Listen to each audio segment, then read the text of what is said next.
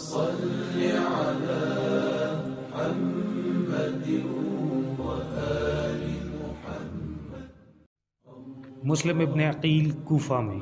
مسلم ابن عقیل کا کوفہ میں بہت ہی شاندار انداز میں استقبال کیا گیا اور ہزاروں کی تعداد میں لوگوں نے مسلم ابن عقیل کے ہاتھ پر امام علیہ السلام کی بیعت کرنے کی قسم کھائی۔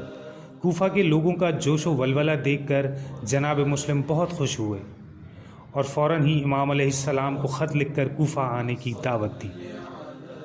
جب یزید کو جناب مسلم ابن عقیل کی کوفہ آمد اور لوگوں کے رد عمل کا پتہ چلا تو اس نے عبید اللہ ابن زیاد کو کوفہ کا گورنر مقرر کر کے ہدایت دی کہ کسی بھی طرح لوگوں کو مسلم کی حمایت سے باز رکھے۔ ابن زیاد نے کوفہ کے بڑے سرداروں کو رشوت دے کر امام علیہ السلام کے پیغام کی حمایت کرنے سے روک دیا اور یہ اعلان کیا گیا، جو کوئی حسین ابن علی کے سفیر مسلم ابن عقیل کا ساتھ دے گا اسے خلیفہ وقت باغی تصور کرے گا، سزا کے طور پر اسے سولی پر لٹکا دیا جائے گا، اس کے خاندان کو قتل کر دیا جائے گا اور جائیداد ضبط کر لی جائے گی، جبکہ وہ لوگ جو اب مسلم کی حمایت سے انکار کر دیں تو انہیں کوئی نقصان نہیں پہنچایا جائے گا۔ نماز کا وقت ہوتے ہی جناب مسلم نے نماز کی امامت کی تیاری کی۔ نماز ختم کر کے جناب مسلم نے پیچھے مڑ کر دیکھا تو مسجد نمازیوں سے خالی ہو چکی تھی اور سوائے ہانی ابن عروہ کے وہاں کوئی موجود نہیں تھا۔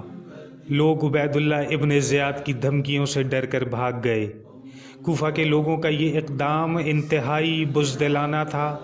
یہ وہی لوگ تھے جو پہلے امام علی علیہ السلام اور پھر امام حسن علیہ السلام کو مشکل حالات میں تنہا چھوڑ کر بھاگ گئے تھے۔ مسلم اور ہانی نے یہ فیصلہ کیا کہ ان کی سب سے پہلی ترجیح امام حسین علیہ السلام کو یہ پیغام پہنچانا ہے کہ وہ کوفہ آنے کا ارادہ ترک کر دیں۔ ہانی مسلم کو خدا حافظ کہہ کر نکلے تاکہ کوفہ چھوڑنے سے پہلے مسلم ابن عقیل کے دونوں بچوں کی حفاظت کے لیے کوئی انتظام کر سکیں۔ ہانی ابن عروہ جیسے ہی روانگی کے لیے تیار ہوئے ان کے گھر کو چاروں طرف سے گھیر لیا گیا۔ ہانی ابن عروہ اپنے دفاع کے لیے تلوار کو نیام سے نکالے گھر سے باہر نکلے، لیکن تنہا پوری فوج سے لڑتے لڑتے نہتے رہ گئے۔ انہیں زنجیروں میں جکڑ کر عبید اللہ ابن زیاد کے سامنے پیش کر دیا گیا۔ اس دوران مسلم ابن عقیل مسجد سے نکلے، تھکن اور پیاس کی شدت سے بالآخر ایک گھر کے دروازے پر دستک دی۔ دروازہ کھلا، سامنے ایک خاتون تھیں۔ مسلم کو پہچانتے ہی انہیں فوراً اندر آنے کو کہا اور خبردار کیا کہ یزیدی فوج کے سپاہی ہر طرف آپ کی تلاش میں ہیں۔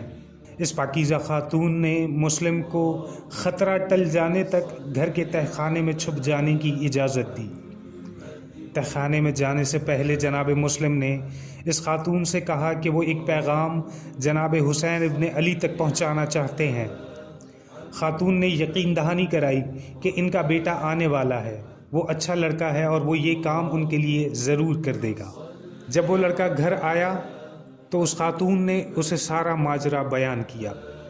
اگلی صبح وہ لڑکا گورنر عبید اللہ ابن زیاد کے پاس جا پہنچا اور اسے مسلم کی گھر میں موجودگی کی اطلاع دے دی، اس خیال سے کہ شاید اسے کچھ انعام ملے گا۔